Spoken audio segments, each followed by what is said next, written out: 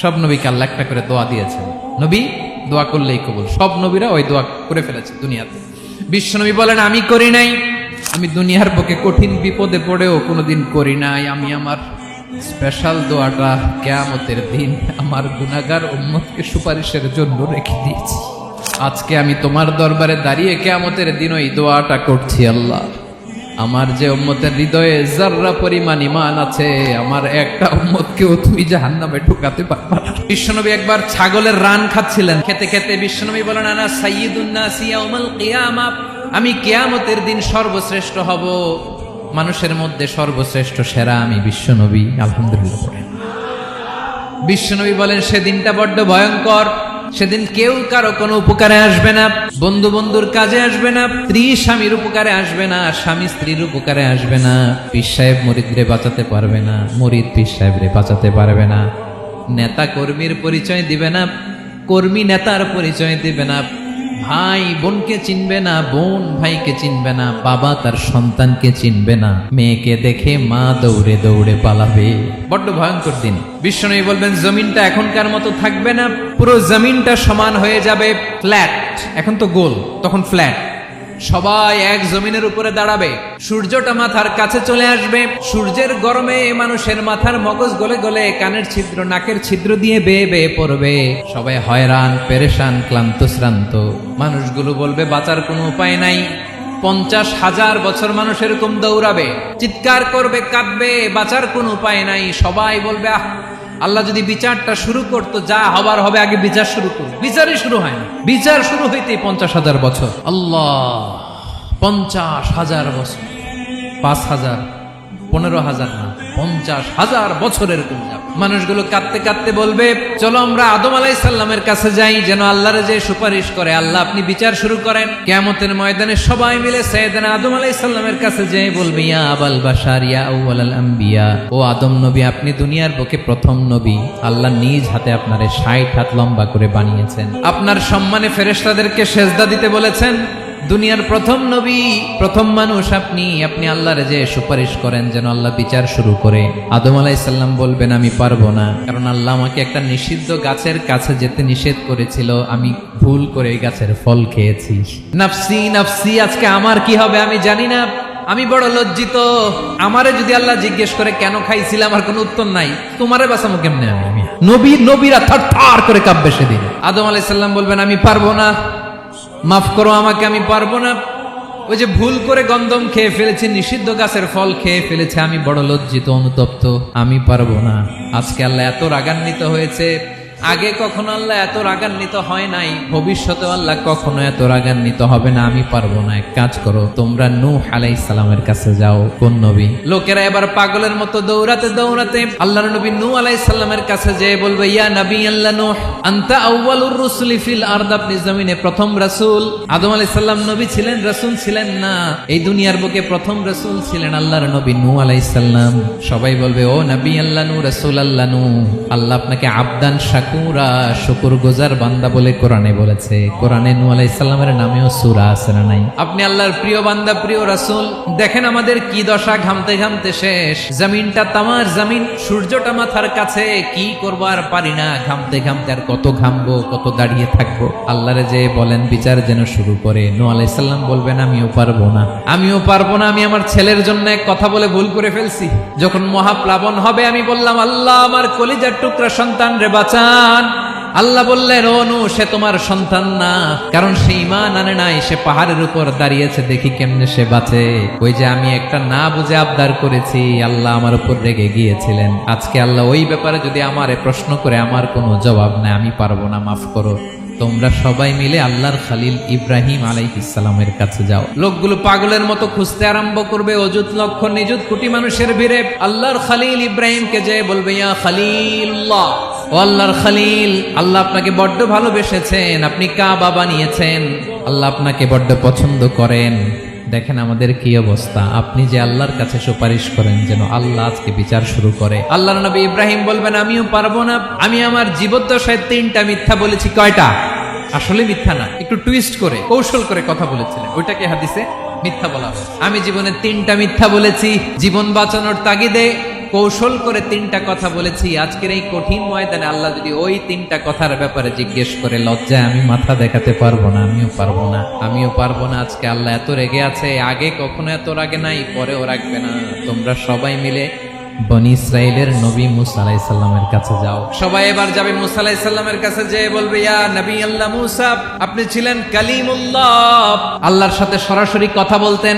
রব্বুল আলামিন আপনাকে তাওরাত কিতাব দিয়েছেন, আপনি যে একটু সুপারিশ করেন। আল্লাহর নবী মুসা বলবেন, মাফ করো, আমিও পারবো না। আমি দুনিয়ার বুকে ভুল করে একটা মানুষকে মেরে ফেলেছি। আমি মারছিলাম আদব শিক্ষা দেওয়ার জন্য এক থাপ্পড়, এই থাপ্পড়ে যে ওই লোক মরেই যাবে আমি জানতাম না। আজকে আল্লাহ যদি জিজ্ঞেস করে কেন মারলা, জবাব আছে। ওই লজ্জায় আমি অনুতপ্ত, আমি পারবো না, আমার এই কথা বলো না। আজকে আল্লাহ বড্ড রেগে আছে, আমি পারবো না। তোমরা আল্লাহর নবী ঈসা আলাইহিস সালামের কাছে যাও। কিয়ামতের ময়দানে মানুষগুলো পাগল পাড়া হয়ে আল্লাহর নবী ঈসা আলাইহিস সালামের কাছে যাবে, যে বলবে, নবী ঈসা আপনি রূহুল্লাহ, বাবা ছাড়া আল্লাহ আপনাকে বানিয়েছেন, ইনজিল কিতাব দিয়েছেন, মৃত মানুষকে আপনি জীবিত করতে পারতেন। আজকের এই কঠিন বিপদের দিনে আপনি আমাদের সাহায্য করেন। আল্লাহর কাছে যে বলেন যেন বিচার শুরু করে। ঈসা আলাইহিস সালাম বলবেন, আমিও পারবো না। ইন্নী উবিদতু মিন দুনিল্লাহ, আমার উম্মত খ্রিস্টানেরা আল্লাহরে বাদ দিয়ে আমি ঈসার ইবাদত করেছে। আমার মা ম্যারি আর আমাকে ডাকতো জেসাস ক্রাইস্ট, আমার ইবাদত করেছে। যদিও আমি আমার ইবাদত করতে বলি না, ঈসা আলাইহিস সালামও ইবাদত করতে বলেছেন একজনের, তিনি কে? আল্লাহর নবী ঈসা আলাইহিস সালাম বলবেন, আমিও পারবো না। আজকে আল্লাহ অনেক রেগে আছে, আমি পারবো না। তবে একটা পরামর্শ দিতে পারি, একটা সাজেশন দিতে পারি। আজকের দিনে এই কঠিন মুসিবতের কালে, এই কঠিন সময়ে কেউ আল্লাহর দরবারে দাঁড়িয়ে একটা টু শব্দ করার ক্ষমতা কারো নাই, একমাত্র আখিরি জামানার পয়গম্বর বিশ্বনবী মুহাম্মদুর রাসূলুল্লাহ ছাড়া।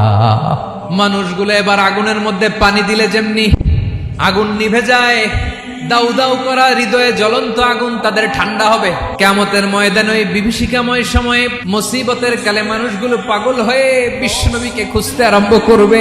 সবাই মিলে বিশ্বনবীর কাছে যে বলবে, ইয়া রাহমাতাল লিল আলামিন, ইয়া খাতামান নবীন, রাহমাতাল লিল আলামিন। দেখেন আমাদের কি অবস্থা, কি কঠিন বিপদে আমরা আছি, দাঁড়াতে পারি না, সূর্যের আলোতে ঘেমে হয়রান। আজকে কেউ সুপারিশ করতে পারবে না। সব নবীরা অপারগতা স্বীকার করেছে, তারা বলেছে আপনি ছাড়া কেউ নাকি আল্লাহর সামনে দাঁড়াতে পারবেন না, আপনি একটু সুপারিশ করেন। বিশ্বনবী বলবেন, আসো আসো, আজকের দিনে আমি ছাড়া আল্লাহর সামনে কেউ দাঁড়াতে পারবে না। বিশ্বনবী মাকামে মাহমুদে যে আল্লাহু আকবার বলে সিজদায় লুটিয়ে পড়বেন।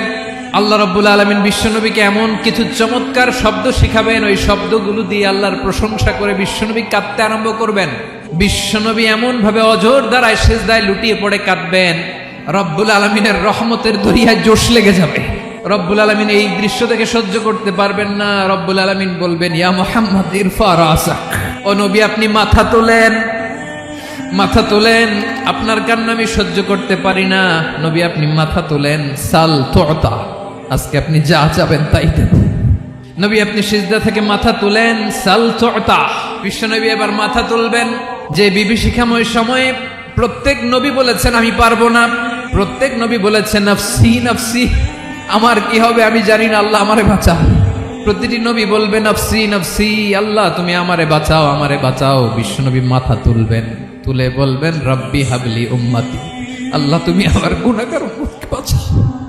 এই দুনিয়ার বুকে রব্বুল আলামিন সব নবীকে একটা করে দাওয়া মুস্তাজাবা দিয়েছেন, মানে যে দোয়া করলে কবুল হয়ে যায় সাথে সাথেই। দাও বিহা, দুনিয়ার সব নবীরা ওই দোয়াটা দুনিয়ায় করে ফেলেছে। সব নবীকে আল্লাহ একটা করে দোয়া দিয়েছেন, নবী দোয়া করলেই কবুল। সব নবীরা ওই দোয়া করে ফেলেছে দুনিয়াতে।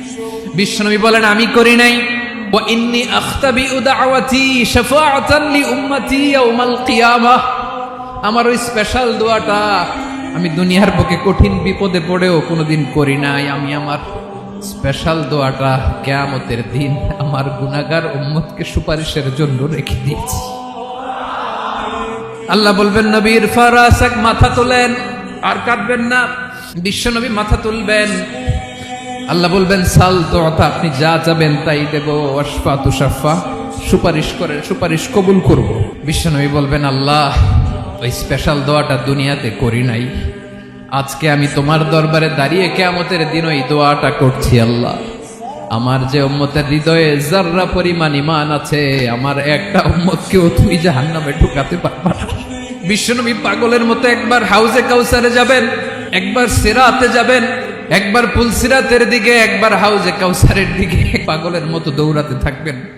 তার কোন গুনাহগার উম্মত যাতে জাহান্নামে ঢুকে না যায়, সেদিন কেউ সুপারিশ করতে পারবে না বিশ্বনবী ছাড়া। এজন্য 5 নম্বর আল্লাহ বললেন, মান যাল্লাযী ইয়াশফাউ ইনদাহু ইল্লা বিইযনিহি।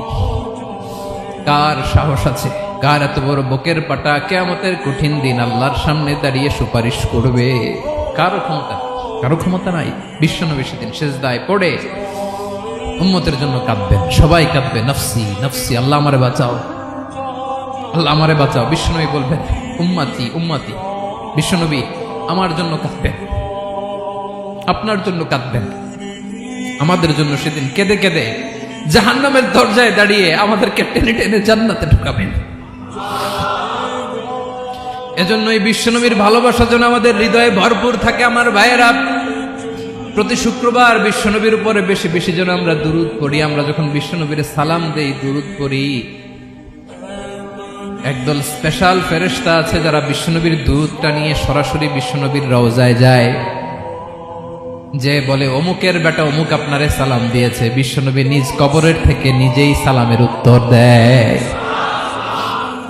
বিশ্বনবীর ভালোবাসা যেন আমাদের হৃদয়ে থাকে, বিশ্বনবীর সুন্নাহ দিয়ে যেন আমাদের জীবনটাকে সাজাই, পারা যাবে ইনশাআল্লাহ। বিশ্বনবীর ভালোবাসা ছাড়া কেউ জান্নাতে ঢুকতে পারবে? বিশ্বনবীর পক্ষে আমরা বলবো, বিশ্বনবীর পক্ষে আমরা লিখব, বিশ্বনবীর জন্য আমরা আমাদের কলিজার রক্ত বিলিয়ে দিব, ঠিক কিনা বলেন? সেদিন বিশ্বনবী ছাড়া কেউ সুপারিশ করতে পারবে না। 5 নম্বর আল্লাহ বললেন, মান যাল্লাযী ইয়াশফাউ ইনদাহু ইল্লা বিইযনি। কে আছে সুপারিশ করবে আল্লাহর সামনে? আর আপনি আপনার বাবার দরবারে যে সেজদা দেন, হ্যাঁ, ইব্রাহিম আলাইহিস সালাম থারথার করে কাঁপবে আর বলবে, নফসি নফসি, আল্লাহ আমারে বাঁচাও। মুসা আলাইহিস সালাম থারথার করে কাঁপবে, আল্লাহ নফসি নফসি, আমারে বাঁচাও। আর আপনি পীরের দরবারে যে সেজদা দেন, কোথায় আছেন আপনি? খবরদার, কেউ বাঁচাতে পারবে না।